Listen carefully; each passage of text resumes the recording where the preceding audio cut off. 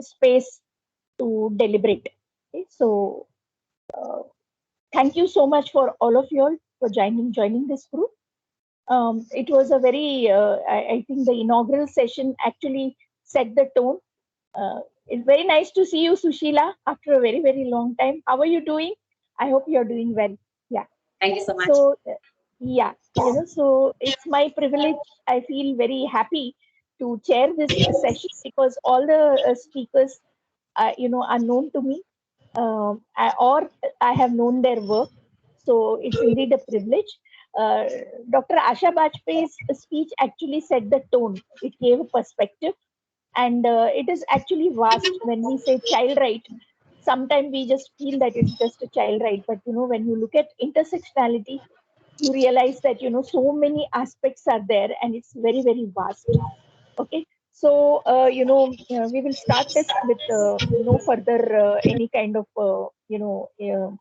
from my side. I'm not going to add anything. I will immediately start the session. So now the theme for our group, so that all of us are clear, is child protection concern, including child marriage, child abuse, child labor, and trafficking in the pandemic context. Now we are very fortunate to have a lead speaker as Dr. Miss Dolly James.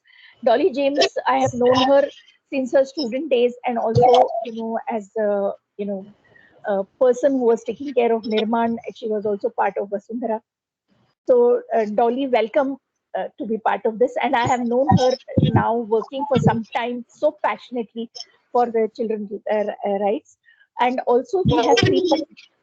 So before I introduce Dolly James, and the other, and setting some kind of rules, I must, I am also saying thank you to all the participants who have joined this group, and I'm sure all of you all are bringing a lot of experience and also a lot of understanding and kind of a concern which all of us feel together.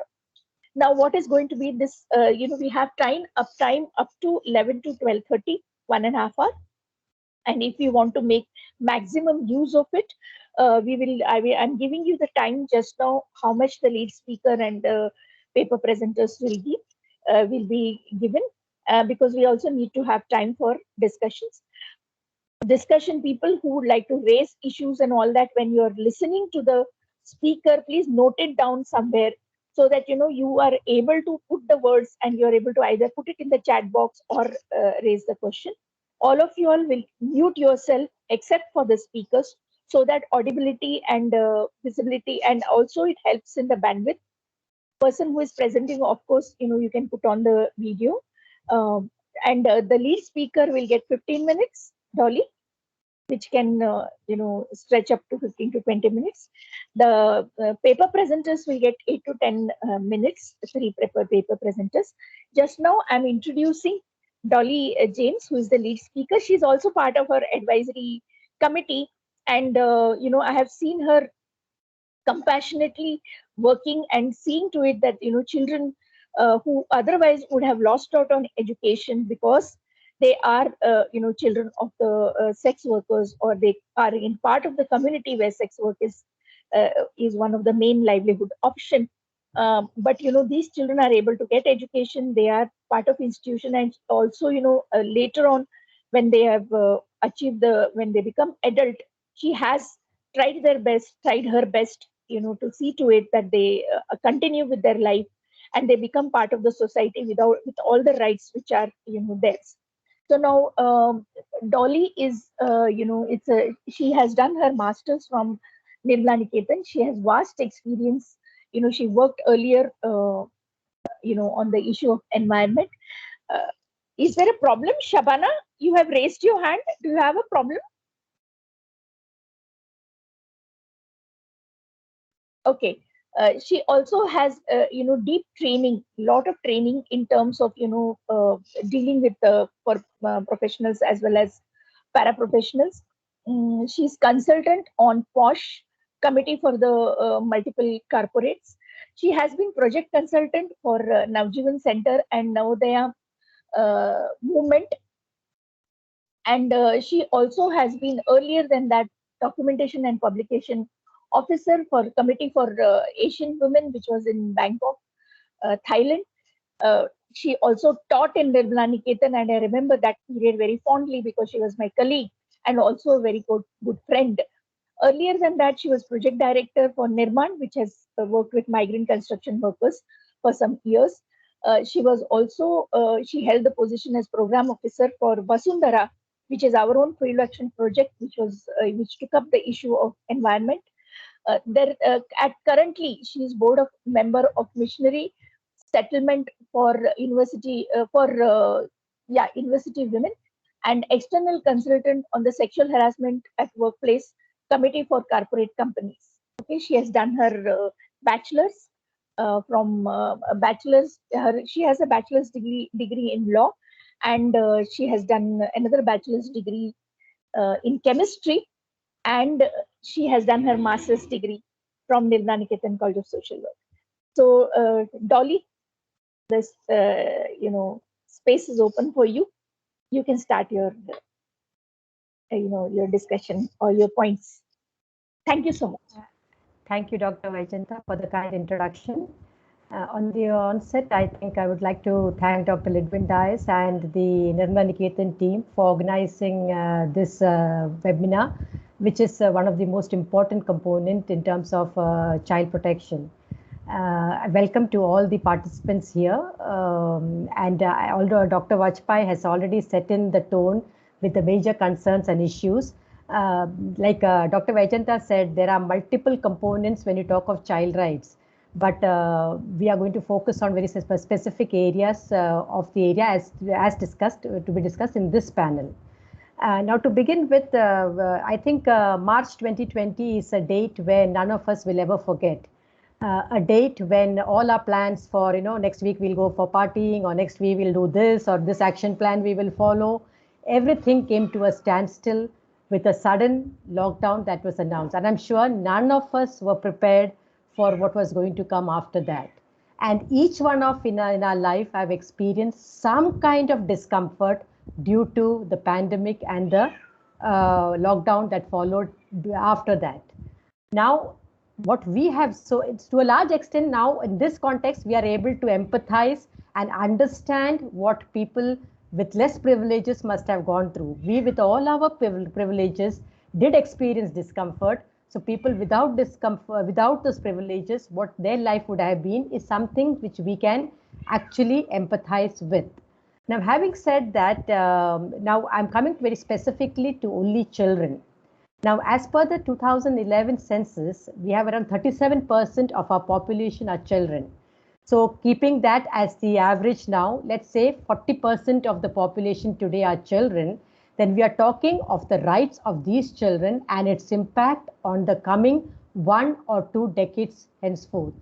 What has been the impact? Now, every single child, whether from the privileged section or the underprivileged section, has suffered or has borne the brunt of whatever happened due to the pandemic, which was something which was unforeseen. And each one of us were taken to, were quite unprepared to deal with the situation that comes in. Now, every single person has been affected, every single child, and every single child's impact is different, and every single child who got assistance was also different. Now, keeping in mind that child protection rights in India was not at its the level best before the pandemic. It had its own loopholes, limitations, but the pandemic aggravated it further by pushing more and more children away from the safety net. That is where the focus is going to be, from that being pushed further out of the safety net, and who became more vulnerable. Okay, so now we are going to talk of that percentage of children who belong to we call as children at high risk group, or children in adversity, who from a high risk group, where the vulnerability is higher and the impact is much more higher. Although I would like to say children from the privileged class and the others did also bear it, like we know with the online classes and the issues which were there, what happened here. But this focus is going to be very specifically to children in adversity. Now, I want to categorize these children into 3 very specific groups. The children who were on the streets before the pandemic. okay, who are street children, who are already living on the streets before the pandemic struck in and before the lockdown was announced. That is the first category. Second is the children who are living in institutions, whether it is ashram shalas or whether it was CCIs, etc. And the third category is children of migrant laborers, daily wage workers. Now let's come to the first category of children, children who were living on the streets. Imagine you were on the street living out there, and suddenly one fine day, everything around you gets locked out. Nothing is available.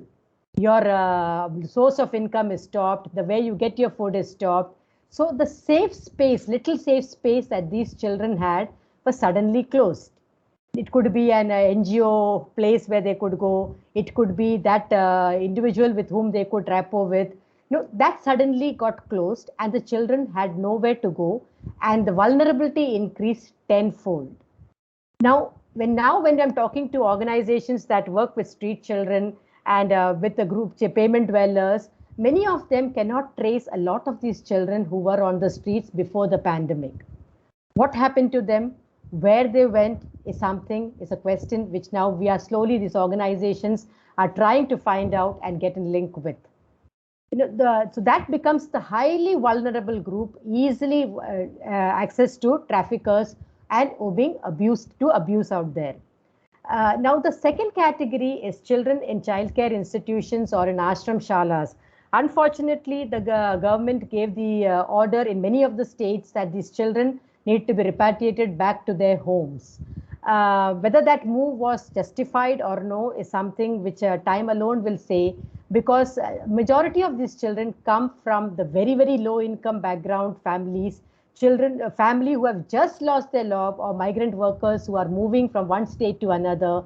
They're already burdened with no job, with no income, no surety about the future. And added on to that, the children who were in institutions or in some ashram shalas were sent back home. And it was done in such a great hurry that there was no time for preparation or for any kind of a feedback mechanisms involved there. And these children went back home and the family had to deal with that additional responsibility of feeding the child. Now, children of those who were already migrant laborers, workers, who from the city migrated back to the village, or those who were living on a daily wage of the parents, they also were affected because suddenly the entire responsibility came onto the family, and with no economic assistance to these children, from anywhere to the family, the burden came onto the child. And we are all well aware, whenever there is a crisis, whether it's a pandemic or whether there is a riot or whether there is earthquake or whether there is floods, whenever there is a situation of this kind, the first and the foremost to be affected are always the children. The children, because if the family has to cut off the frills or the expenses that is involved, it will be the expenses related to children. So children get dropped out from school, children's access to various networks gets affected. And the lockdown created a situation where the family had to stay put within the walls of the house or within this. So their link to outside got deducted, got completely removed. And the family, who could also be perpetuators of different forms of violence, was given the free hand, a free hand to be able to deal with the situation out there. So children falling out of the safety net as multiplied multiple times. And as Dr. Bajpai said, it's now time to look at where the safety nets can be built up and how these children can be brought back into the situation. So the children faced not only the economic distress that the family was undergoing, but also they faced the distress of, the emotional distress that they faced during the process. Now, from the Childline information, it is what is available data from March 2020, they received around 53 lakh phone calls asking for help, and they were able to reach out to about 4 lakh children. For the 53 lakh that was able to make a call, there are maybe 4 times the number of children who's not aware whom to call, or don't have the assistance of even a phone to make a call. Now, those children gets really pushed out of the safety net, and the kind of abuse that they have faced, there is no data or statistics available with that. The violence against children can take place in very different forms. It could be domestic violence, which is there in the house, which could be physical, which could also be psychological, and also sexual abuse of children that takes place in that. And the forum that you see is when in the family, when there is a crisis, when there is domestic violence, maybe there is abuse of the wife, mother, or of the girl child in the family, running away from home becomes a process that the children opt for. So children on the streets would increase, which has come out there, and therefore vulnerability to abuse in the streets is very high. And from the pandemic onwards, data on how many children has run away, how many has been abused, how many has been pushed into child labor is not very easily available out there at all. And as far as families, when there is economic crisis, there is no choice but to send the children out to earn for the family, for to add on to the income. So a lot of children get pushed into the child labor category, and especially children who have lost their parents to COVID, or children who are living with extended family members gets pushed into child labor very easily. And the children are forced to go out, and right from begging to finding out work for the area is there. So exploitation of these children is also very high. And the traffickers manipulate children who are the most vulnerable. So the children who are most vulnerable get pushed into, are the ones which are taken up by the traffickers at the earliest and trafficked for maybe child labor and also into the sex industry. Now, in the sex industry, how many people has been put into, especially the girl child who has been extremely vulnerable to this, as there is no statistics available on that, on one component of that. And the factors that has been pushing it at the individual level, if the child is being abused, it's a history of abuse and neglect in the family. In the family itself, if there is a history of neglect and abuse, then the chances of the child running away from the family is very high, and therefore falling into the trap of the traffickers is extremely high, as it's seen. So the homeless people, those who live on the pavement, families who have no income out there, they become highly vulnerable. Okay, and dysfunctional families which are dysfunctional, where there is abuse of the children, they are high risk factors. And at the community level, the isolation of these families, because we know like most of the organizations were functioning on very thin capacity, most of them were closed. The confidant of the child, who could have been a teacher or who could have been a social worker or a community health worker, whom the child could have a link with, the links were absolutely cut off, and the child was affected very drastically, and that kind of community support was not available for the children. Okay, now some of the areas which also is closed down of the outreach homes or the shelter services, especially for children on the streets.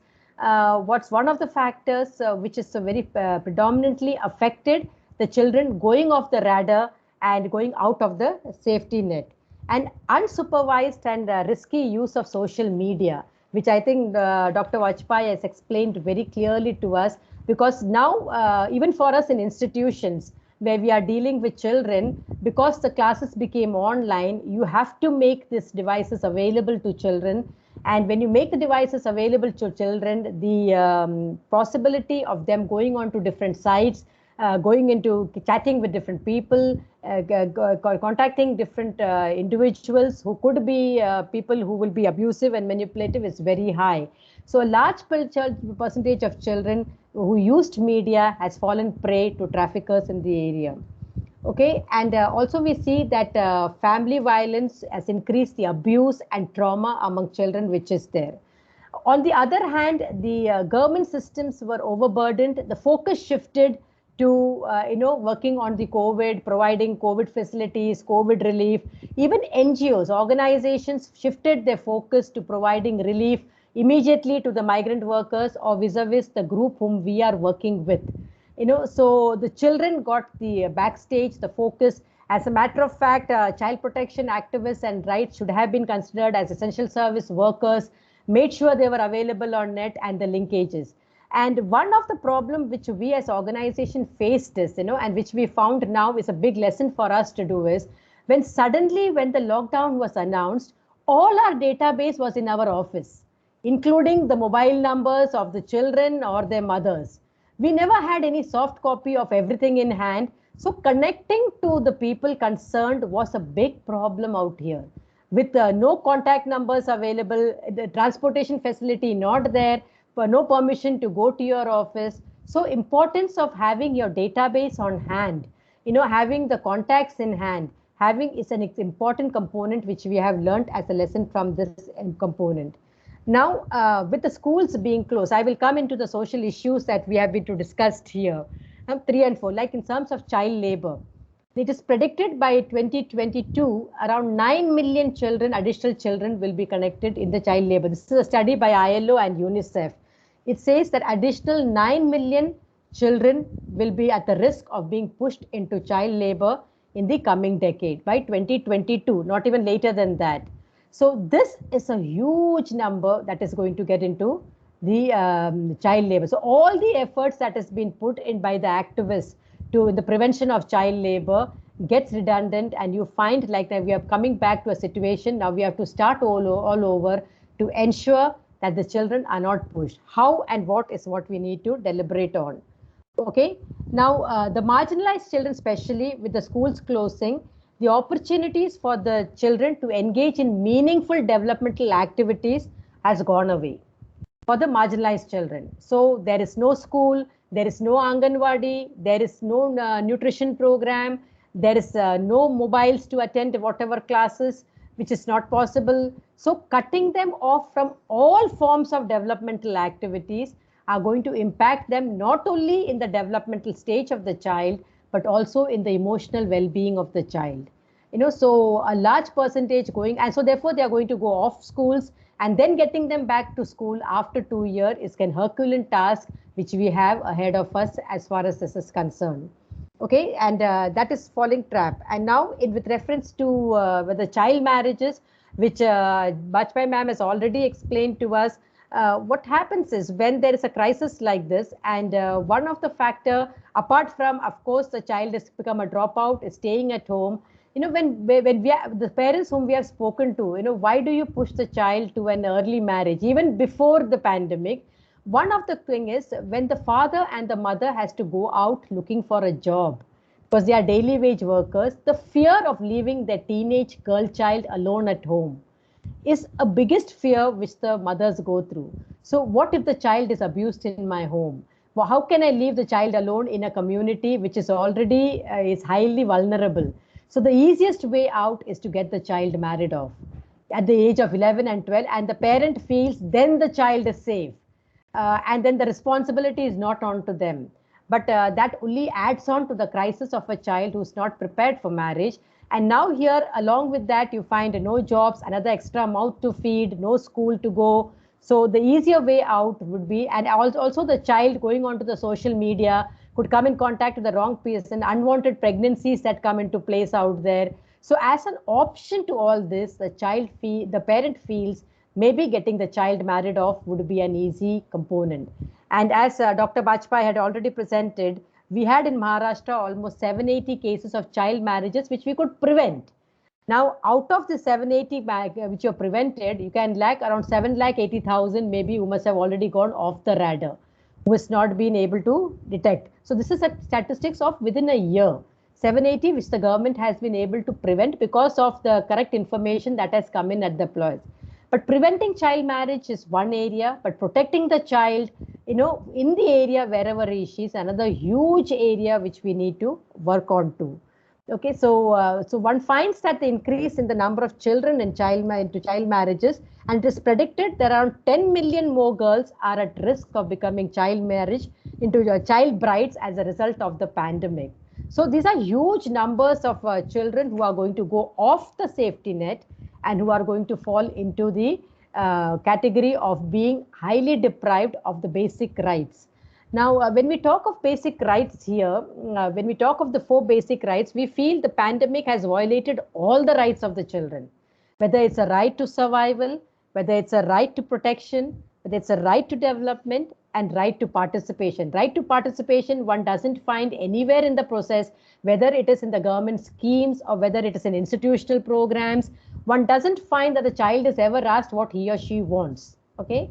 Now, what I would like to say here is the child participation in this context is important because first and foremost, the child is not understanding the situation in the holistic component.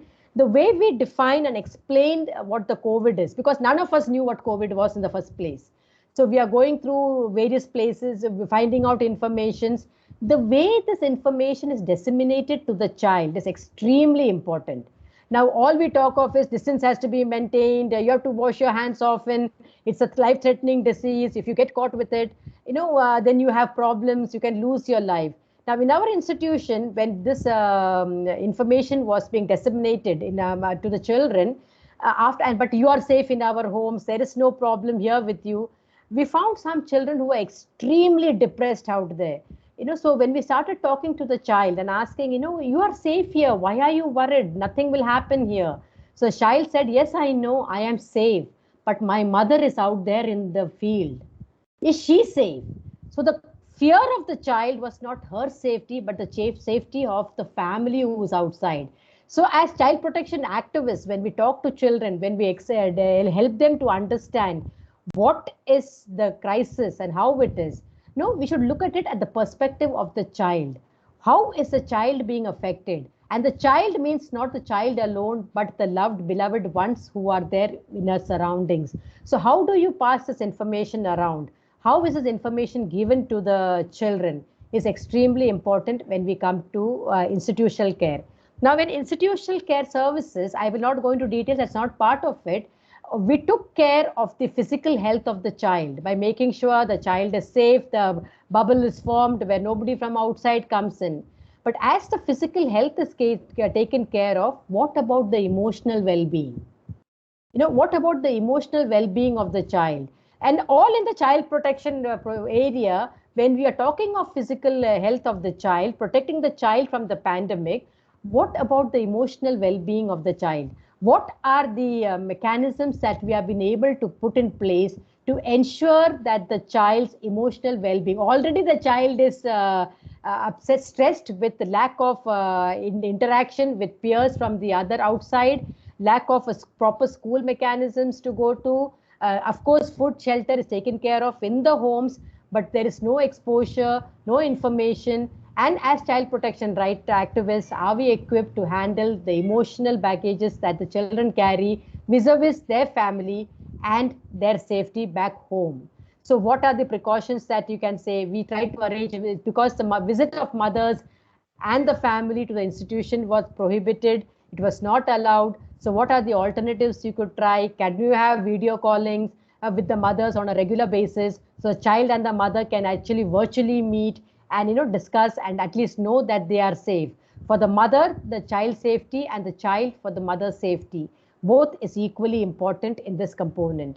Now, having said that, the various issues regarding all the components, that whether it's child marriage, whether it is child labor, or whether it is abuse of children, what has happened is, on the other hand, is the child protection, the civil society organizations were also equally caught offhand, caught suddenly offhand with the mechanisms not in place. Our grassroots people, very limited skeletal team members were available on site to deal with the children, and keeping our own safety and protocols in mind, reaching to the children, like I said, lack of the available material with us to deal with the child, to protect the child, was one of the conditions, areas out there. Along with our own limitations which was there, which slowly, as the pandemic took place, the 5, 6, 7 months was the most crucial month where we were not able to reach. And children who were already in institutions and in childcare institutions, they were almost trapped in those homes with no ability to go out. So keeping information, making sure the resources were available for their basic needs, and arranging for online linkages for even child protection officers and like for us to connect to our children in our institutions. There were no mobile phones with those facilities available in the home. We only had a landline there. So arranging that, getting those things all took time. And during that time, what the child has gone through is something which was not, which is in the, so definitely it has impacted the child. So the way forward, in the way forward, I will not take much time, I'll leave it open for in the way forward.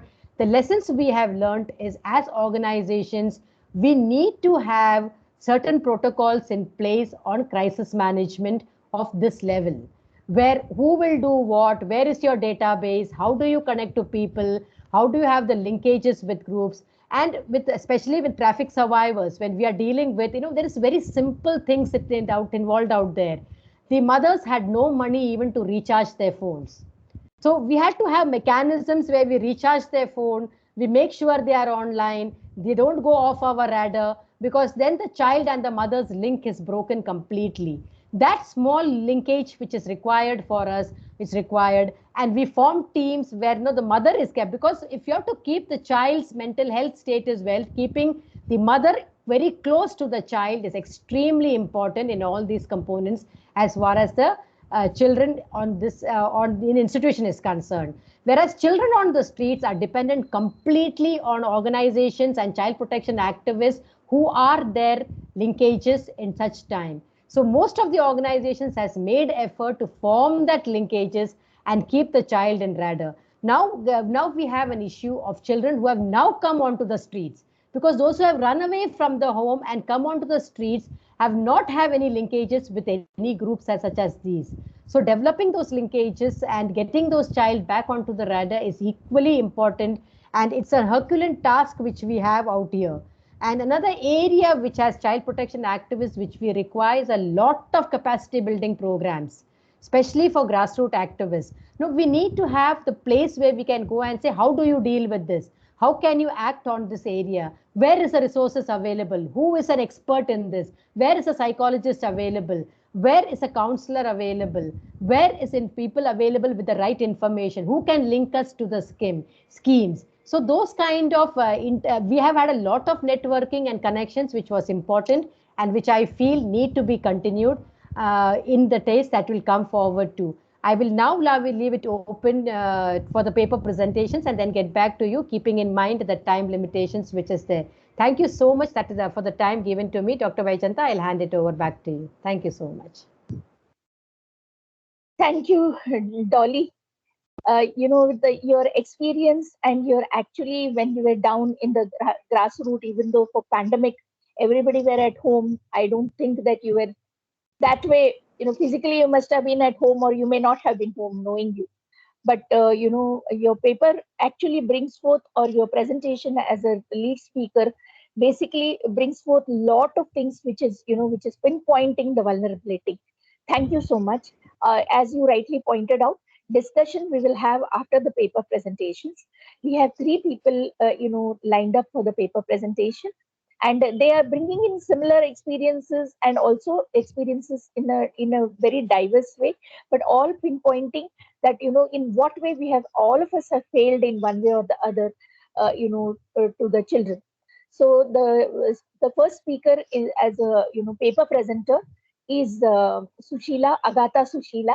I fondly remember as her as a student, and she knows that I cherish the memory of her being a student. She is the founder and director of Amcha Ghar, which is I think which is in Vasai. Bhayandar. Huh? Bhayandar. Bhayandar. And yeah, and she has.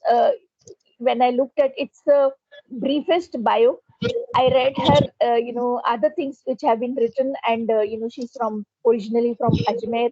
She has herself has worked a lot in terms of rights of the children, and when she saw the vulnerability of a child, when we work as professional social workers with various child as victims, and we realize that we somehow are not able to provide them safety, security, and looking at that issue actually motivated her to start Amcha Ghar, so that she can tell the parents whose children are victim of sexual abuse, or she can tell the child that I have a place, safe haven, you can come and stay there. The briefest of CV is packed with power, I can say that. She is Forbes top 10 women entrepreneur of 2020. She's one of the women to look up to in 2021 by Passion Vista. She's also Indian Achiever. She has won Indian Achiever Award in 2020. She has also been, seen as Peace Ambassador of IWPG, and she is also a publicity ambassador of HWPL. So I was not wrong in saying that it's a power punch kind of CV. Uh, I'm giving the CV of all three so that we know entirely about who are the paper presenter. So Sushila, just give me 2 minutes so that I will also talk about the other two speakers. The next speaker is also a person whom I have known for some years now. We have got Manisha Shirodkar, who is from Satara. And just 1 second, I'm just waiting for. Yeah, she's associate professor from Yashwantrao Chauhan School of Social Work. She is a very active academician as well as a person who has strong, what you call it, roots in fieldwork. And she's basically from Satara, so she brings in a perspective which is away from the cities, which probably we have not had glimpse because we are in the cities. So welcome, Manisha. It's also a pleasure to have you in this Thank you. panel. And One document, a doc copy, or we can say MS Word file for the suggestions related to the certificate course. And if that is an attachment. Sorry, I think we are multitasking most of the time. Also requested Like PDF Manisha. Hi, hello, Manisha. Hello. Yes, somebody. Can you hear me? Yeah, I can hear you. So welcome. So after Sushila, you will be presenting. Then we have the third speaker. And I got a glimpse of her when she was, responding to, or she was asking questions in the inaugural, space. That is Dr. Tejaswini Malegaonkar. She is assistant professor, ILS Law College, Pune. And I look forward to you, Dr. Tejaswini Malegaonkar, because you bring in the legal perspective and definitely your experience and one question which you asked, I really felt that you're bringing in something which all of us lack because we are not from legal background. So we do have all the three presenters who bring in a really deeper perspectives in the area of their expertise. Over to you, Sushila. Each one of you all will get 10 minutes. You can stretch it up to 12 minutes so that then we can have more time for discussion. What I suggest is, Ms. Dolly has already presented people who want to ask questions to her, or you can also raise some issues which can be discussed. Write it down so that at the end of these three presentations, we can come back to discussion. Now also each presenter, when they are presenting, the participants note it down or put it on the chat box. Our technical team and Pallavi Kalko, who is part of the team, will be looking at Meghna Vesvikar. We'll be looking at the comments, and then we will take all of that at the end of the session. Over to you, Sushila. Yes, ma'am. Yeah. Thank you so much. And good day to everyone. I'm so humbled to be on this platform to share about my experience. And the title of my paper is Effect of Pandemic on Institutionalized Children in Amshagad. Well, our vision is we envision a nation where all individuals and families achieve their human potential through quality education, childcare, sustainable livelihood, and better lifestyle for senior citizens. And our mission is we will invest in responsible manner to reduce inequalities, promote equitable growth in the country through access of quality education, childcare, health, access to sustainable livelihood, contribute to our sustainable development to create impact at scale. And well, from my journey has began from 1996, and I'm celebrating my silver jubilee. And during this period, we have impacted around 13,24,469 direct lives. And under the flagship of education, we have covered around 12,000 beneficiaries. And under education, and under nutrition, around 13,14,00. And under wash and health, around 10,000. And we are still working on, and we are prime goal now because it's the most need of the hour. Vocational training, we have already covered 120 youth, but still we are going to work out on a higher level. An abstract of the paper is this: the children, despite being less affected by the virus itself, are bearing a disproportionate burden of the implication of the COVID-19 pandemic. Schools have been closed for months, impacting not just children's education, but also their nutrition, their growth, their social development, their mental stress, and the protection, and so on, as we have already heard from a lot of speakers. India has the world's second largest school system after China, as we all know. And according to UNESCO, 63 million teachers were affected in 165 countries. And it has changed the traditional education system to the educational technologies, mode in which teaching and assessment are conducted online, which is very new to all of us. Well, both the positive and negative impacts of COVID-19 on Indian education system are observed. Medical lectures shows that children are slightly susceptible to the 2019 coronavirus disease, but they are hit the hardest by psychosocial impact of this pandemic. The biggest concern as schools are shut and the children are being quarantined at institutions and at home, which hardens the psychosocial impact of this pandemic. And we all have experienced through our speakers. Well, to address this burning issue, non-profits, government, social workers, and other stakeholders have greater role to play for social and reintegration by way of providing them safe shelter, quality education, and well-being in long run. And we all have to work together. And the paper aims to analyze evidence of negative short-term and long-term effects of global pandemic on children's survival, education, and well-being. And hence, collaborative action needs to be taken at different levels to protect and promote children's rights for now and in the long term. Well, when I go to an introduction, the global pandemic has put world at risk and impacted children in need and protection, vulnerable population, women, business world, non-profits, and other work at grassroots, our environment to great extent. And this is in different size and shapes, and it will have cascading effects in long run and everything on planet. There's school closures, school distancing, and confinement increase the risk of poor nutrition access among children. Their exposure to domestic violence increase their anxiety and stress, and reduce access to vital family and care services. And the widespread digitalization mitigates the education loss caused by social school closure. At the same, the poorest children are still not having access to education during this pandemic. And furthermore, increased unsupervised online internet use has magnified issues around sexual exploitations and cyberbullying, as they were listening, Ms. Asha ma'am. And on a good note, the new normal has saved a lot of time of children to go to school and financial resources, and it enabled ecosystem to set new trends in where education is imparted, while keeping children safe their homes. And integrated of technology-led teaching aids, new pedagogies, and reference materials need to be designed for child-centric learning, which is accessible, affordable, and easy to implement to ensure access to quality education to all children.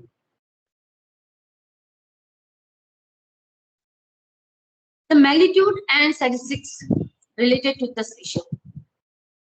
Like 188 countries worldwide have imposed country-wide school closures, affecting more than 1.5 billion children and youth globally. Well, it will be more now, as things are increasing. And according to UNICEF, the pandemic brought a complex array of challenges which had mental stress, repercussion for every child. Global pandemic has negatively affected mental health of children. More than 30 million children missing on education and remain at home. And as estimated, 40 to 66 million children could fall into extreme poverty as a result of the crisis this year. Adding to the estimated 386 million children already pushed into poverty into 2019. And according to studies, over 20,000 children and adolescents shown significant negative impact on their mental health 35% children have increased their anxiety, 42% show symptoms of depression, and 43 children are facing irritability, and close to 23% children have instant fear of losing their close relatives. And school being closed in Maharashtra, India, and globally, traditional education system has moved to new age tech like virtual model in which teaching and assessments are conducted online. And in Mumbai city and suburbs together had around 10,403 children dropouts here, about 34,000 students migrated from one district to other, around 15,000 students moved outside the state due to forced migration of their parents. These numbers would be changed, not exactly. Well, according to the Department of Education, and more than 25,000 children remain out of school. And intervention and impact during pandemic, global pandemic by Amchagar. It's like we have been doing a lot of work during this time. Like PPT kits or 5,000 direct impact to local habitats, senior citizens, often children and children from our school. Nutritional aid over 1 lakh and dry ration, khichdi and orphan children, local habitats and populations forced to reverse migration. And access to quality education, 575 children impacted with quality education through technology and driven age approach. And train human resources to standard ecosystem to co-create and amplify impact of bottom of the pyramid. And psychosocial support and intervention was 400 individual and group counseling sessions with children ensured they overcome the anxiety, trauma, fear, and do well in studies. They've ensured that every child had access to safe shelter, quality education, food and sufficient nutrition aid, regular medical and psychosocial support so that all children have happy, healthy, and balanced life during this global pandemic. And well, new normal to win over global pandemic. We engaged and empowered and trained our children into new ways of learning in more creative way, like coding classes, abacus, Vedic maths, paintings, financial literacy, embroidery, artificial intelligence, phonics, singing, drawing, guitar, origami, public speaking, meditation, yoga, Spanish learning. And it was a wonderful experience for our children. And I'm surprised to tell that your children were so happy to connect it to the whole world. It's like world is in your fist. And they were very happy to develop their confidence in spite of this pandemic situations, which we dealt with them with our counselors, with the different types of meditation, with different types of understanding, so that they remain safe and sound. We made facilities that they could talk to their parents and remain comfortable that their parents are safe. We prayed for them and they remain safe. But the conclusion, the damage needs to be controlled by fixing problems through preventive and rehabilitative services to children in need and protection. Yes, we all know that. And equal access to resources. Ensure every child has access to quality education, care and support, nutritional aid and safe shelter for their inclusive growth in institutions. Yes. Strategic partnership. We must focus on building strategic alliance with government, non-profits, corporate world, and which will help to channelize the resources to curtail down the impact of global pandemic with utmost priority. And government needs to define clear policies, ensure its implementations and monitoring of key interventions, allocation of financial and infrastructure resources, trained manpower in child and institutions, non-profits that support children in need and protection. This will help to protect children from potential damage and ensure their holistic development in near future. And to empower children with need and protection, Amjagar will still continue to invest in protecting their rights, ensure their full participation in decision making, have their access to quality education, psychosocial support, and the inclusive growth, which is the most important. Thank you for giving me this opportunity. Thank you, ma'am. Thank you so much, Agata Sushila. Thank you, You ma'am. really brought in some of the, I felt as if I have not been to Amcha Ghar. I'll come one of the days. But you Please do brought that. in, it made us feel it as alive. I would like to now call in Manisha, Dr. Manisha Shirodkar. She will be presenting her paper. The next, welcome, Dr. Manisha. You can start your presentation. Good morning. Thank you, Vaijanta ma'am, for a wonderful introduction which you have given about me. I would like to make my presentation on a small research study which I have conducted in Satara district. It is about impact of COVID-19 on children with special reference to Satara district, and I tried to give some social work perspective, and also I'll be sharing about some interventions which we have made as a team. Now, to move excuse me, forward. ma'am. Yes. Excuse me. Can I share your presentation, or you are sharing your presentation? I'm not sharing. I cannot share my presentation, but let it be. Then I'll share. Yeah, you can share. Okay, just a minute. Just a minute.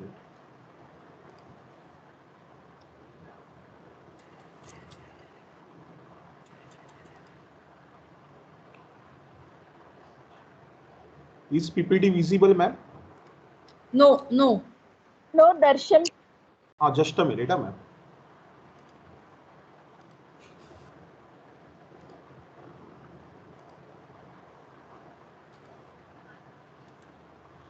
Now it's visible? No. Yes. I think it's for visible. us it is visible. It is Okay. visible. Okay. I'll proceed. Okay. I'll proceed. Yeah, Okay. you proceed. Yeah. Now. You can, Manisha, you can indicate when you want the slide to be changed, when you want the next slide to come in. Okay, so Darshan will go to the next. Okay, you can start with second slide. Second slide. Darshan, It is about It is regarding information about Satara district.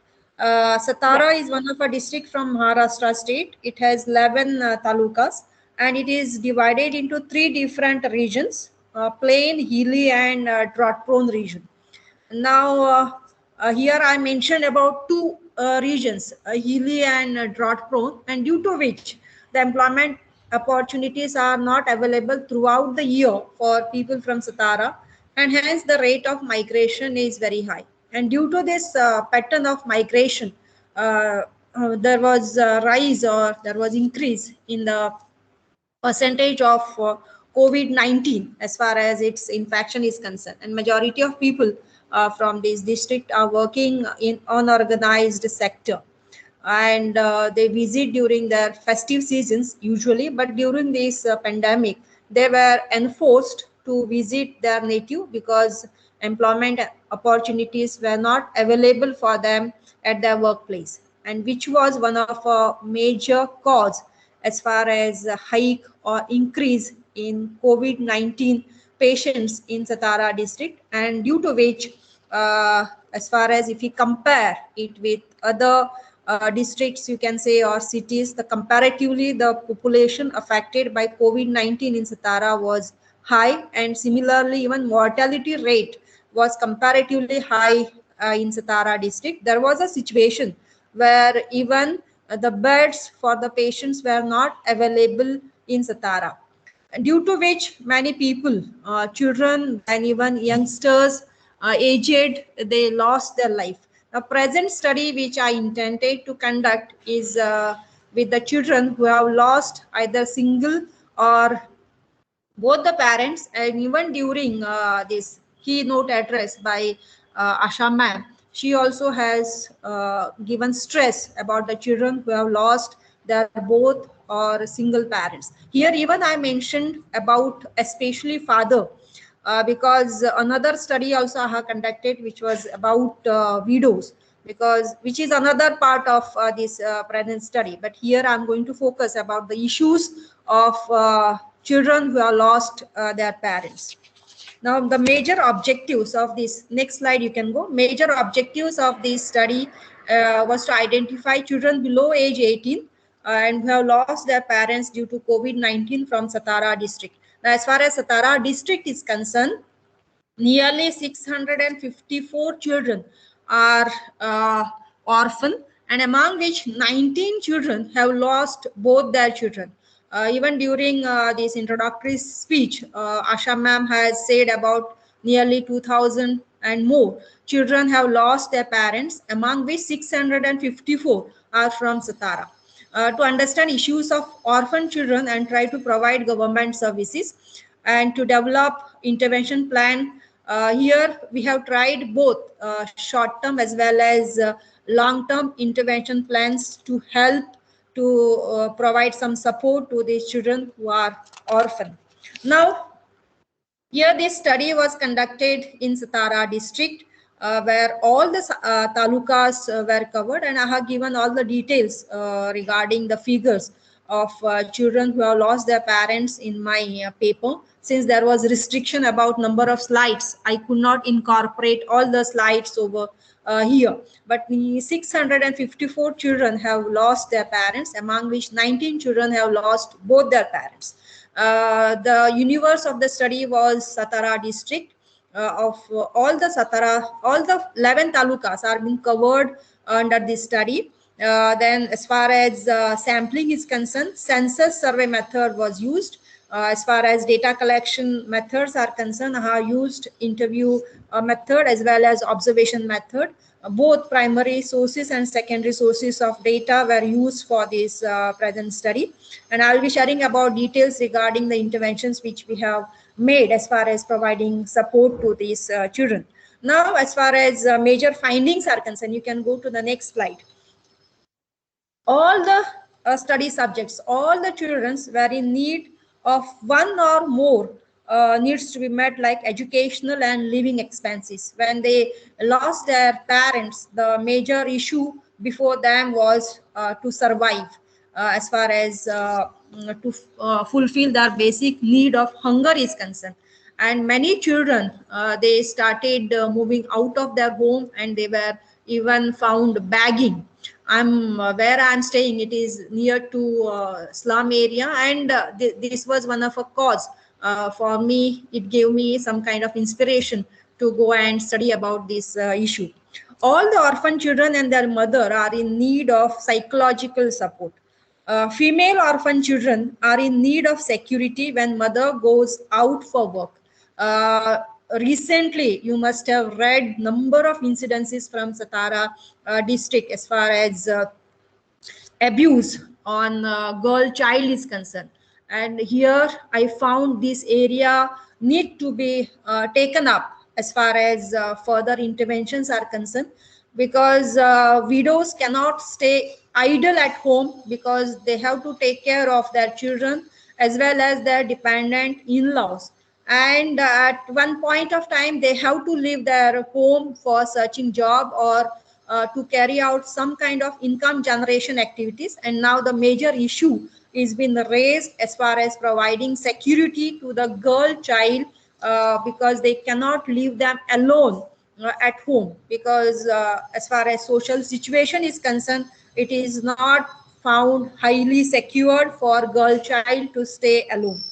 Children are found even with certain deficiencies, because even I tried to work with Anganwadi supervisors, and they come in contact, or their target group of intervention is these children, and they provided me this information that even children are having lot of deficiencies because lack of food, and even the food which is been provided to them by the short-term interventions through ration kits and all the necessary things are not been it was not possible to provide all the things. It was only to help them to survive, and hence many children were eating only dal and rice during this pandemic period, and which has resulted into deficiencies in multivitamin deficiencies, then anemia and all. So this area also need to be dealt in future.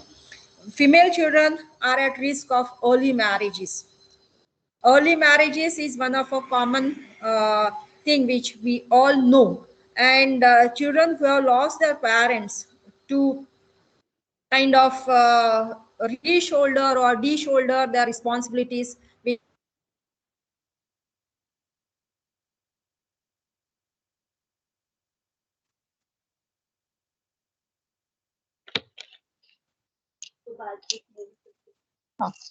Manisha, That, are you there? Yeah. That early marriages are on rise because Manisha, I think there's some connectivity issue. Manisha, we are not able Yes. to hear you. Yes, I am there.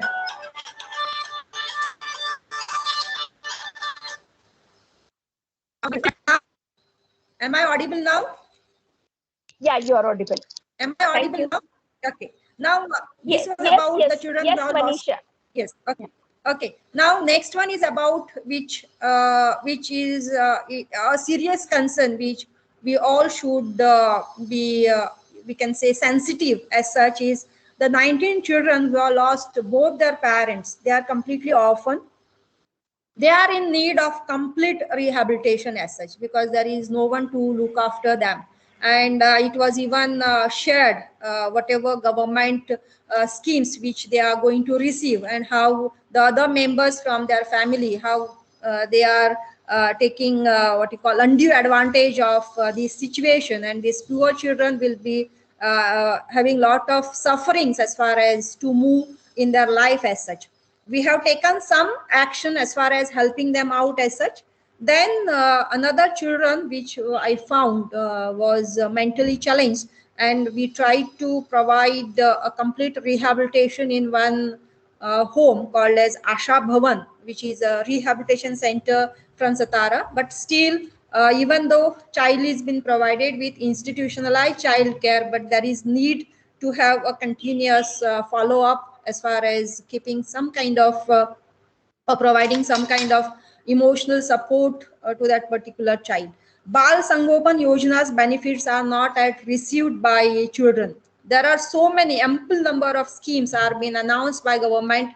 It's even data collection also has been completed, but still children have not received its benefit. Educational fee relief provided by government even for private schooling is not received by these children. Mission Vatsalya is still not implemented. It has been announced by the government but not implemented. Survey of the children is also conducted by the government machinery, but still children are waiting for various benefits from the government. Now next one is regarding interventions which we have made. As far as short-term interventions are concerned, there was need of providing temporary kind of services as far as fulfillment of their educational and fulfillment of their survival needs are concerned. Many organizations, they come forward and they have provided them educational requirements like smartphones, then even other requirements like notebooks, books, and ration kits were provided to them. But it was all kind of short-term relief. As far as long-term is concerned, these children who have lost both their parents, we have found some sponsors who will be helping them out to complete their education and till they become self-reliant. But this is a kind, again, been given through charitable trust and by social organizations. Government benefits which are being announced by them is we have tried to provide them in some other form like widows who have lost their husband. Their names should be incorporated in 8A and 12 Satbara, which we call 712 abstract of their land, so that they will be getting permanent shelter, because there are few cases are also been identified.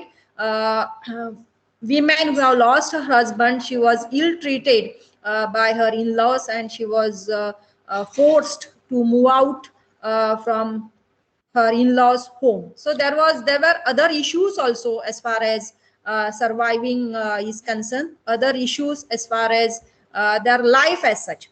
Then again we have gone for some kind of field social work interventions also through by giving some assignments to the students as far as their field work is concerned. Some case studies were conducted to provide special support to the children, and also some assignments were given to the students, to the trainee social workers, so that they can liaison between government and these children for providing them self-help. Now certain suggestions I would like to give as far as this paper is concerned. Social work institutions can play a major role. Now as far as our institutions is concerned, we have given lot of support to widows and to the children as far as providing them ration kits, then even educational requirements by taking support from CYDA through UNICEF and even from CIPLA Foundation. Social work institutions can liaison between government and children. There is lot of information being available through the schemes and by other means, but this IEC material has not yet reached to the beneficiary. So here I would like to suggest that IEC material regarding government schemes need to be reached to the beneficiaries. Committee for Mission Vatsalya shall begin its functioning. Integrated approach regarding implementation of various schemes need to be worked out at the earliest. Special health card for mother, child and senior citizens of that family can be issued by the government. Income generation activities on subsidy basis can be started for widows. Establishment of special daycare centers for children with supplementary nutrition food is a need of our. Relief from all kinds of taxes like house tax, water and electricity tax can be taken up on emergency basis. Compulsory enrollment of names of widows and children on 8A and 712 abstract irrespective of sex is necessary, because girls will not be allowed to enroll on these abstracts. Shravan Bal Niradhar Yojana, this is basically meant for aged, but here I mentioned over here because they are now the dependents on widows, and widows has to take care of their children and these in-laws. So government and we all can come together for providing a kind of hopeful life for both widows and for the children, so that they will be able to live a comfortable life. Thank you very much for giving me this opportunity. Thank you so much, Dr. Manisha.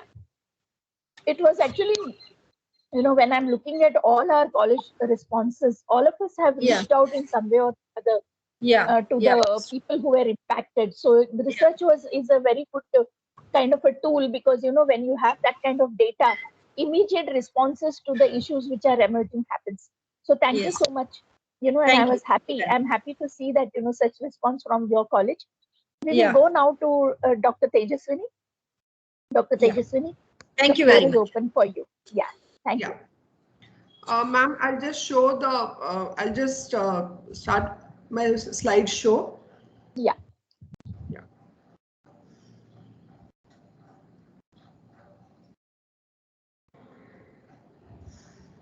You can ask for help.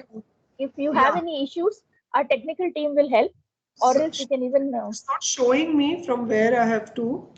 Darshan or Ronald, if you can help her to upload. See, it says there is an arrow. I'm sharing. Okay, you can share. No problem. Yeah. And Dr. Tejaswini, you can tell him when you want the slide to be changed. Yes. Ma'am, please indicate me for the sliding. Yes. We can see the slides. Thank you so much. Okay. Yeah. Good afternoon to one and all. The topic which today I have chosen is about the contingent situation and understanding the status of child and its protection, and our concern which should be there. As rightly pointed out today, that the World Health Organization declared COVID-19 outbreak as a pandemic on 11th March. And controlling the infection rates, including physical distancing and quarantine measures and restrictions of movement and the closure of schools and other non-essential businesses, even though they were the key major issues, but unfortunately we find that the spread of infection which was there, which was growing more and more, and we could find that unforeseen problems which are there in the form of child protection. Unforeseen problem. Even though we know that severity of symptoms is lower in children, so is their mortality rate when compared to the other age groups. But in other ways, they got so affected, because the COVID-19 crisis has a potentially far-reaching and devastating effect on the children with a long-term impact. I would like to repeat this word, long-term impact. As of now, UNICEF has laid down that 1.5 billion students are out of school. Okay. There is no steady rise in the rates of concern that are in direct violation of child protection norms and child rights. So we know child marriage, child labor, child abuse, sexual exploitation. But day in and day out, we find that there is an increasing level of violences, neglecting children, and they are exposed to this pandemic in a very bad manner. Okay. Next slide, can you show, please? Let us, next slide. Can you all hear me? Yeah, thank you.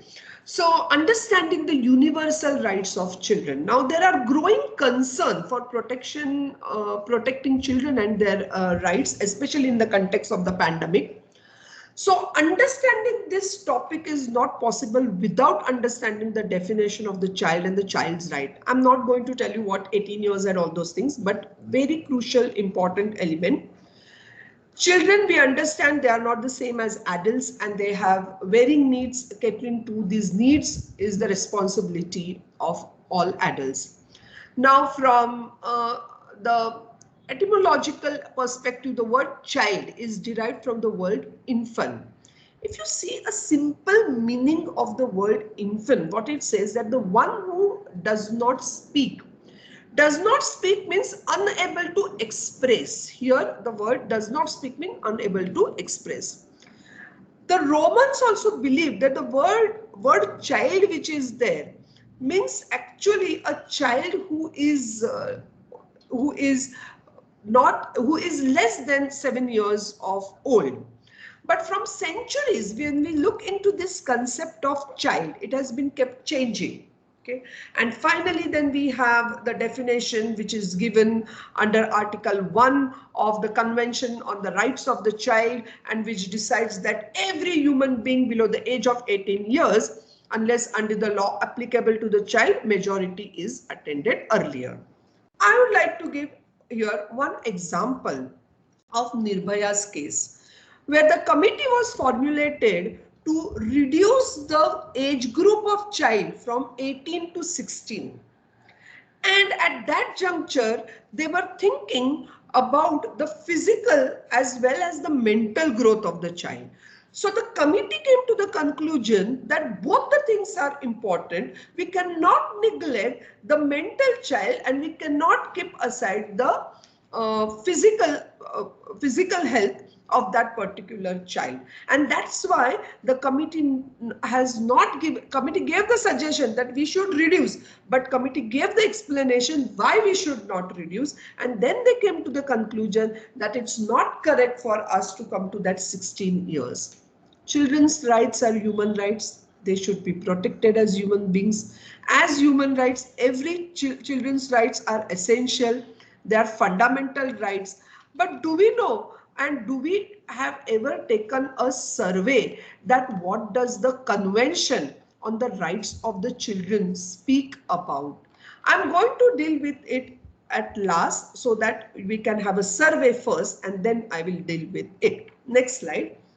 Impact of COVID-19 on children's rights. We know that the growing concern for child protection, where we know that every day we could hear that violence is there, children are exploited, and there are exploitive practices which are there. So prevention of exploitive practices is necessary. Reduction of harmful practices is necessary, such as child marriage, and nobody spoke about one important aspect, that is female genital mutilation. Then comes enhance the children's access to justice. So it is extremely unfortunate and disappointing to know that the world is gathering and coming together to celebrate the 30th anniversary of the Convention of the Rights of Child, but the world is nowhere fully safeguarding or preventing the violation of the basic child rights, which are entitled and which are there under the child rights protection. Next slide. I would deal with each one of them little bit in detail. Violence at home. Children are at greater risk of abuse and violence within their homes. 3/4 of children between the ages of 2 and 4 experience their physical punishment, psychological aggression, or a combination of both. And there are negative effects. Effects are on their mental as well as physical development of the children. I would like to pinpoint over here that the mental health is getting so much disturbed. Educational achievement is not there, and a combination of all these factors, they have created a self-fueling vicious cycle of poverty, increasing violation, exploitation, and abuse. The bluntly horrifying surge in global domestic violence is linked with COVID-19. This calls us for concern. We want certain helpline which should be doubled in our country. As rightly Manisha madam has spoken about the loss of caregivers. Global death caused by the COVID-19 pandemic has crossed the 45 million mark. As this death toll increases, the number of children without one or both parents or any caregiver is also steadily increasing. For our country, we know, for Maharashtra also, when we know that over 20,000 children lost one or both parents, especially because of this, the results are that there is risk of trafficking, exploitation, street selling, child labor, forced begging, and the most important aspect is sexual harassment. Okay, most important aspect is about sexual harassment and sexual exploitation. We know there is a poverty, child labor, and marriage. When compared to adults, children are twice more likely to live in poverty. We know that approximately, if you find global estimates, suggest 1 in 3 children, approximately 663 million children, reside in multidimensionally poor household. It means they don't have any access to basic necessities like clean drinking water or good, healthy, nutritious food, or also good clothes. Okay, so the research shows that the poor were the first to fall prey to this deadly virus, and there is no reason to believe this grim observation, which we find it is so true for this ongoing pandemic. So the COVID-19 crisis has resulted in a global economic downturn that has increased the rates of both child labor and child marriage. And therefore, you can find, if you look into the report, which just now somebody has spoken, the estimates which were given by UNICEF and ILO in 2020, where I think over 1 million children are going to get affected. That is the estimate which is given. Sexual exploitation, the risk of sexual exploitation of children during the COVID-19 pandemic has increased due to the combination of factors, and where you can find that even family members are exploiting in a very different manner, where there are so many stories which are there. So the current pandemic has increased this risk, not only physically, but even online child sexual exploitation is there. The worldwide lockdown has caused this, and we even have the National Society for the Prevention of Cruelty to Children, but it is not at all helpful. And there are so many instances of human trafficking where Dolly madam has also mentioned about it. But one more element which I want to focus over here is the drugs and crime justice for children.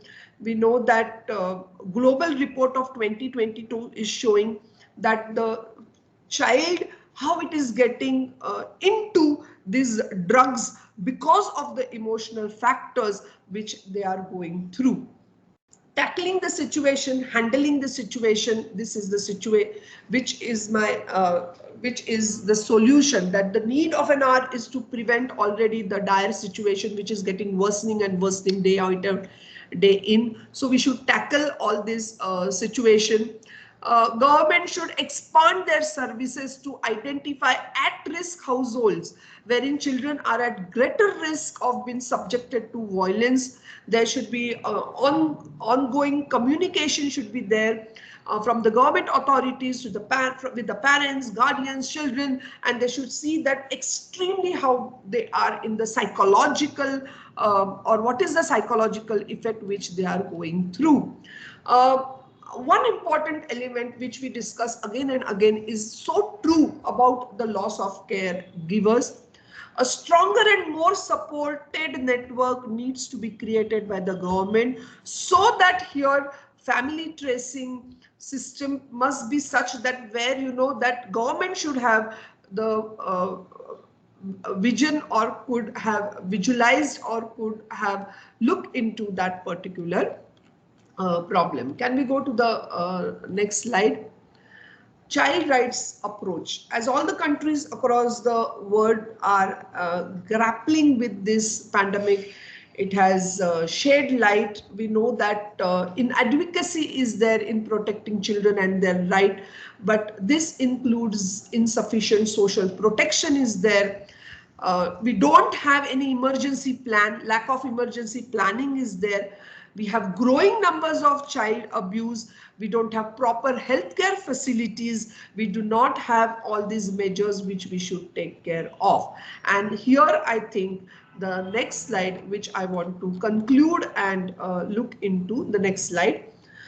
When we look into all this scenario, the object which is laid down by the Convention on the Rights of Child, that is non-discrimination, best interest of the children, the right to survival and development, and the views of child. So in all this situation, we have lost the object of Convention on the Rights of Child. Convention speaks about protection from harmful influences. Convention speaks about abuse. Convention speaks about exploitation. But then the question arises, what is the role of the government? The four important rights which are mentioned under the convention are the basic nutrition, shelter, healthcare, and social services are also overlooked. When we in India, we are having so many laws which deals with the children. So child protection laws in India to safeguard the child rights. So the protection of children from sexual offences, the Juvenile Justice Act, day in and day out, we also know that there are so many other guidelines are issued.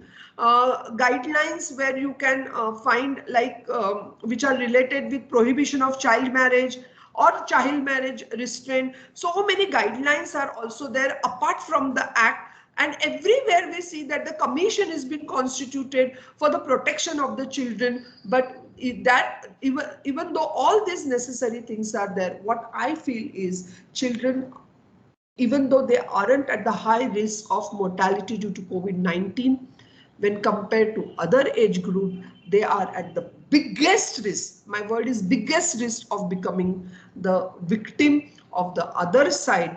And therefore, I feel that there is a growing need for national and international authorities to come forward for the children's safety and the well-being and for protecting their rights. And then we need to start acting on a large scale, and hence we could then only can see that we can protect children. Thank you so much. Thank you so much, Dr. Tejaswini. Yeah, you brought in a legal angle, and yes, human rights and human rights violation, and us not being able to do much in terms of child rights in the human rights network and vulnerabilities. And also, ma'am, we are not looking into the object or the focus of all the laws which are there. We are lacking behind in that sense. Thank you. Thank you. Thank you so much, all the paper presenters and the lead speaker, Dr. Ms. Dolly James. Now the floor is open for raising questions. You can ask questions by raising your hand. Yes, Kirti. Would you like to ask a question, Kirti? Yes. Yes. Good afternoon to everyone. mention the speaker to whom you were asking the question, or say that Yes. I have a comment. I have a Hello. question for all three speakers actually. Yeah. So, if you want to take it speaker wise or person wise, maybe you can decide. You can take speaker wise, no issues. You can just say that, lead speaker or name Yeah, the yeah. Yeah. answer. Okay, fine. First of all, this has been a very interesting conversation. I think all the three presentations were really bang on, and they addressed the issues and highlighted the issues which we have seen with respect to children in vulnerable situations. So my first question is to the speaker one, Ms. Agatha Sushila. I think she spoke about the way they dealt with children at Amsa Ghar, right? It is a wonderful effort, ma'am, that you are doing. My question, one point you mentioned was that you have been engaging the children in many activities, such as Vedic maths, then phonics, drawing, painting, so many things. These are all very creative activities to keep the children engaged in. My question is that, at least in my knowledge, these classes and engagements, they cost a lot. So how do you manage to the funding related to this? Great. Nice, Kirti. Nice to hear from you. And I'm so happy to tell you that I was very lucky. And in fact, my children were very lucky that we got it everything free. So really nice, because one of my students had done his coding classes from Whitehead, and she performed so well. Okay. And a little later, they were charging very expensive. Exactly, you said it's very expensive. Like Whitehead coding classes are very expensive. But luckily, through the conversation or in networking with different people, I found somebody from Delhi. When she came to know the kids are doing so well from NGO, and she was so free to them. I can share the numbers with you. Perhaps your children or some children, they will surely get that. And there was another one volunteer with me, TSS, Team Spreading Smile. Throughout the year, like from the March, April, we started these things, and it went on so well. So I can connect to people like they can help you out other NGOs also. Sure, ma'am. Yeah, there is a definite need Yes. for such people who will voluntarily come forward and help these children out by giving them so many different skills. Very so true, thank you right. so much. We'll do that. Ma'am, I have one Okay. more question for Okay, go ahead. another question for speaker 2, that is Shirodkar ma'am. So Shirodkar ma'am mentioned about the children who had lost one or both parents during the COVID-19 pandemic, and one thing, one highlight of the entire presentation for me was so many government schemes, existing government schemes are there, plus new government schemes were added for these children, but none of them have been implemented. And that is what Ms. Shirodkar also very rightly highlighted, that none of these schemes have been implemented. They at a social work level are doing intervention for these children. So is there any, and if you compare this situation with other countries like maybe Australia, UK, US, the government is doing a lot for the children affected. So what exactly is lacking in India? Why are these schemes not reaching the children and the actual deserved beneficiaries of these schemes? You would like to respond to that, Manisha? Yes. Yeah. It is our, being a social work professional, it is our duty. Yeah. Yeah. See, Now- yeah, you can also go share. ahead. Vijayanta ma'am, you can also share. No, what you said, it is our duty to bring forth that government doesn't respond. Yeah. And I don't know when will government think that it is their duty to see to it that it reaches out to everyone. Yeah, Manisha, go ahead. Yeah, it's very true what you said, Kirti, because there are sometimes we feel that more than people there are more schemes. And if exactly. every person, if they try to get benefit of one or the other scheme, our nation is have those provisions. But as far as its implementation is concerned, the condition is very pathetic, because I closely work with ICDS. Because many of my students, they are working as ICDS supervisors, and I take a lot of help from them while working at grassroots level.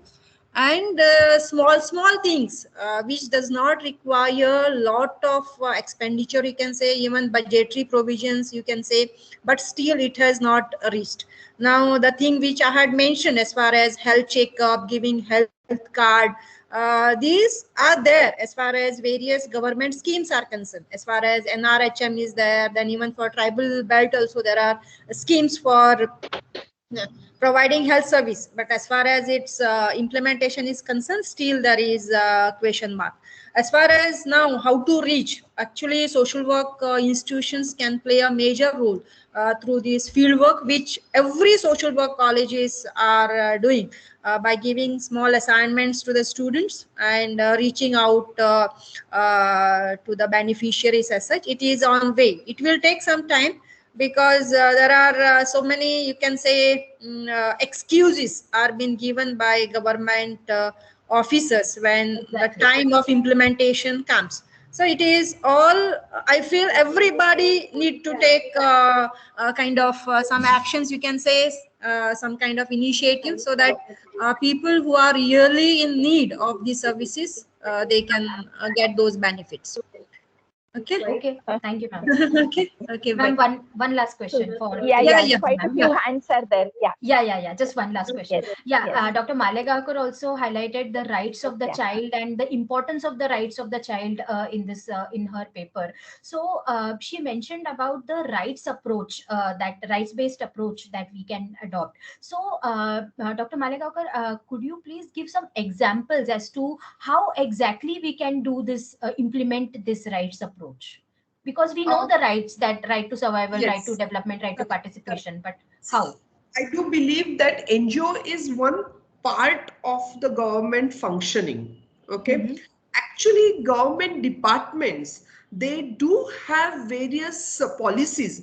And for this, I would like to stress more on State Human Rights Commission. It is the work of the State Human Rights Commission to take the survey. If you read the Protection of Human Rights Act 1993, it says that these are the duties of the State Human Rights Commission. So the State Human Rights Commission, they are supposed to take a survey. They are supposed to look into the matter. They are supposed to set up some committees. But unfortunately in our country, there are very few, I could say, State Human Rights Commission who are functioning strictly. Now I'll give you one example. There was one school in state of Maharashtra where you found that midday meal is given. In that midday meal there were bed bugs, and a standard 8 student and a standard 10 student who were brothers, they said we are not going to eat, and brutally they were bitten by the by the school authorities. Now what happened? Because of some media intervention, then the State Human Rights Commission came into picture.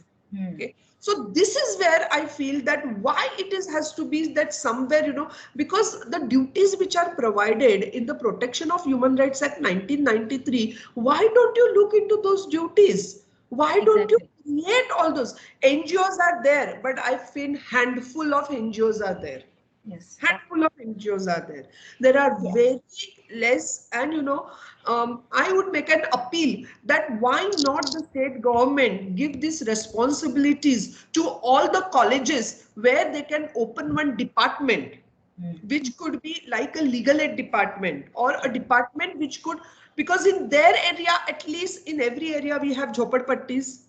Yes. So in at least that area they could go and take a survey, and then we work. We at ILS Law College, we do have legal aid center, we do have human rights center. We work in these areas.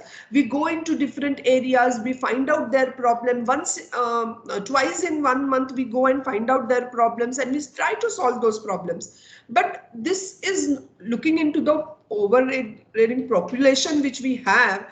We should have strong departments which are not there, and implementation is totally lacking.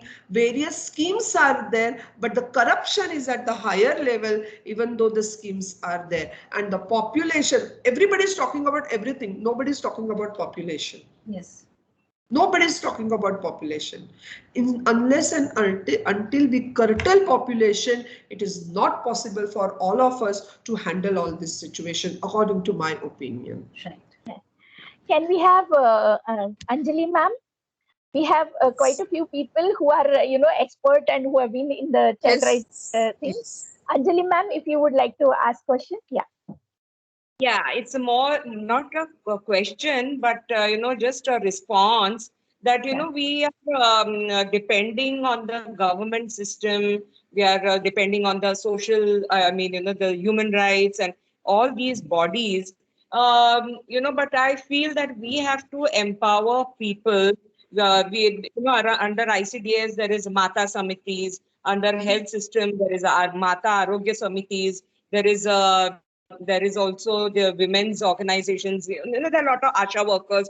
I think these are the people who belong to the community. If we can generate and get them to participate in all these issues, I think it can make a tremendous effect on on the issues. Like they can themselves garner more leadership amongst the community and put pressure on the government system, because we know, I think Dr. Tejaswini would also agree fully, and even Manisha would agree fully that there are all the government systems are total, they are not able to really, so many schemes are coming up, but we have been talking from morning that how badly they are implemented. So I think we have to empower the people to see that all these schemes are implemented. That is just my. I do agree with you, Anjali madam. That's what I said, that there should be, some authorities which should come from state government saying that, see, colleges are there everywhere. So colleges can take this work and they can work this area. And not only that looking, it is benefited to all of us. If you see NAC criteria also, they ask us for some social work. What kind of social work are you doing? So why not take this initiative and start? It's my thinking. Yeah. I fully agree that but colleges also have certain limitations. So I would still say that, agree with you, ma'am. uh, I think on daily basis, but once in 1 month, they could reach carry out with the this. country.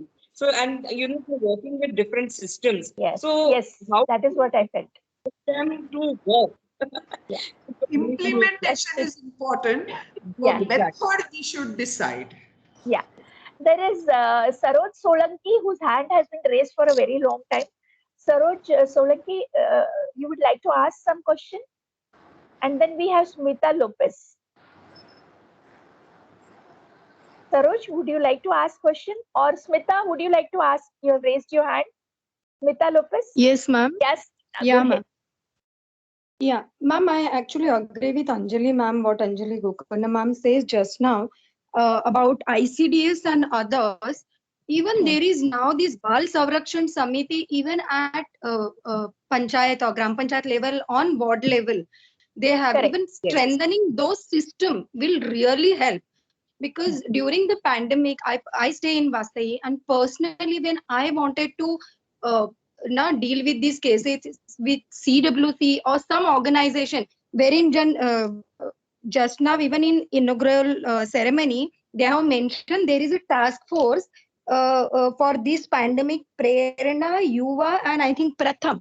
So even for child trafficking or for adoption, illegal adoption, they have given the DWCD numbers and some other numbers, and they were not working, even the task force. So sometimes it is the responsibility of individuals. Now, if we will always rely on government, what they are doing, and if we as a person, if we don't take a responsibility, because I have come across when I wanted to coordinate in Palghar district with many people, even they were not responding. Everybody, this is not our job. As an NGO, no, you can contact those people. You can contact. So sometimes it was so difficult to work as an individual. And I feel personally, everybody should take responsibility. And when we are promoting these numbers or task force, there somebody should be there every time who will give those kind of support lines or support numbers which will active? The numbers which we have received during those days were not even working, or nobody was responding.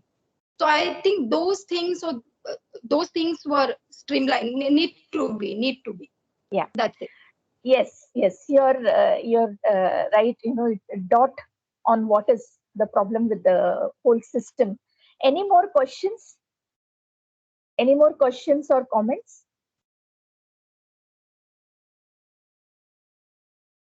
Anybody would like to say anything, or shall I just sum up? One thing that one request before I sum up: if we can switch on our videos, and technical team, one of the technical team person, if you can click the pic so that it is on record that all of us were there and there were deliberations happening. Sure, ma'am. Sure. Huh? So can you all of us switch Please on our videos? on your camera. Yeah, nice to see many of you all, Smita. Nice to see you. Yes, yeah. Okay. Yeah, because you tell Renu that then you let us session wise feedback, right? If you have not done it, then it is. Darshan, can you click the pic? I think many Yes, of you. Yes. Yeah, and let us know if you're done.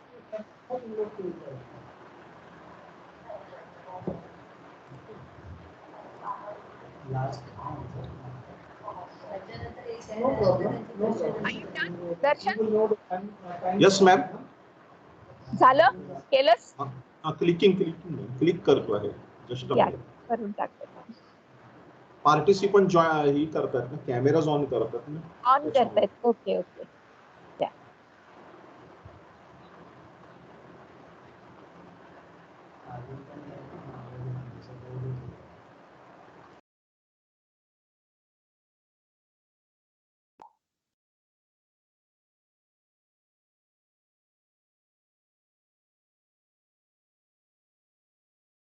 So while he's clicking, okay, thank you.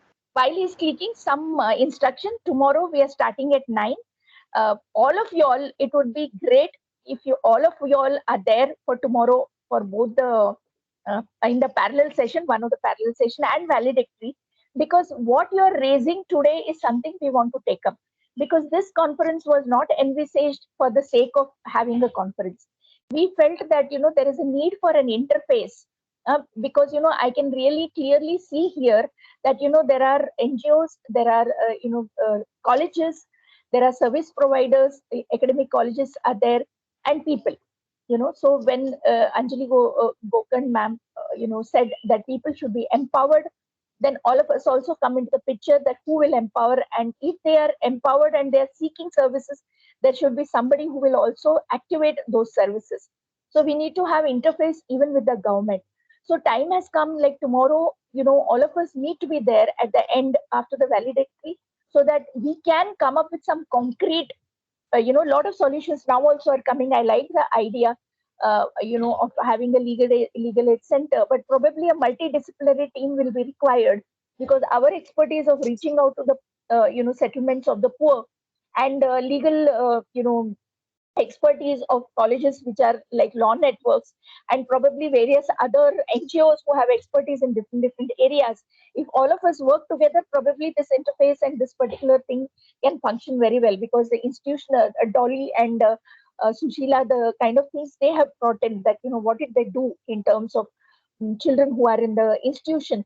Those lessons are very important for us, so that together all of us next time, the point is that as the keynote speaker said, the point is that pandemic, we didn't know that this is going to happen.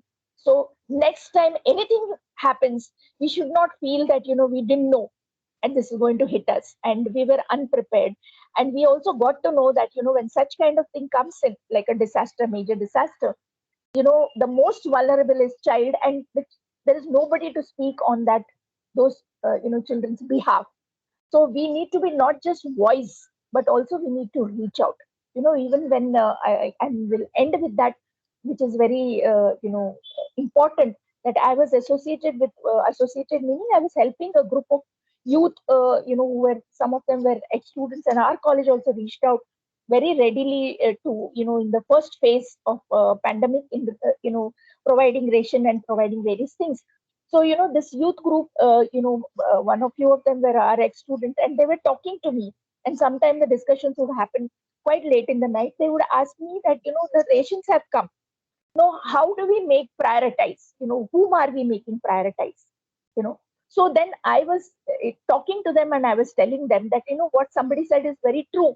When the rations come in, family starts looking at it, who should be given the most.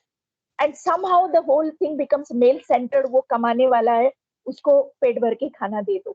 So, the बच्चे, the infants and all probably are taken care, but, little older girls, adolescent girls, or, elderly, these are the population who are left out. But if, this particular organization made a list of vulnerable people like children, single women, widows who have children who are dependent on the family, and elderly, and when they distributed ration kits in one family, if they saw there was a single woman who had, or, who had come and stayed with the parents because she was separated from her husband and she had a child, she was given a separate kit, even though she stayed in the same family. Elderly were given separate kit, ration kit. So instead of looking at one family as a unit and giving and deserving only one ration kit, vulnerable, each one of them were given importance, and they were, considered as individual entity. So, that really helped because, in this particular pandemic, all elderly survived. None of them succumbed to COVID. Even the second wave, they survived. And one of the reasons they survived, they have been telling, is that because the entire community took care of the elderly. Children, there was a kind of a vigilance by the youth to see to it that children are protected. And, children, so as Anjali ma'am has rightly pointed out, the NGOs, our college, various other colleges, all of us need to come up with some kind of protocol, some kind of an understanding that how do we behave, because it looks like this time civil society has responded so in a very good way that it made us feel proud. But all of us need to also shake the government and see to it that all these schemes do not remain on the paper and they need to be implemented. So I'm ending it here. All of you, the links are very, very clearly given on your WhatsApp group. Join tomorrow morning at 9 o'clock because there will be a recap. So, I don't want you all to miss the recap. Please, also fill the feedback, and remember that you will get a certificate at the end of the conference if you have attended all the sessions and filled the feedback. Okay. And I know that all of you all are not attending for certificate, but I would love to see all of you all, including lead speaker and paper presenters, to be there tomorrow. Thank you so much. And thank you, technical team. Thank you, all the speakers. Thank you, Dolly, because you really made this session so very special. Thank you, all the three presenters. So let's wind up. Thank you. So let's join tomorrow. See you all at 9 o'clock. Thank you, ma'am. Thank you. Thank you, ma'am. Thank you. Bye. Thank you so much, ma'am. Bye-bye. Thank you, ma'am. Bye. Bye. Bye. Bye.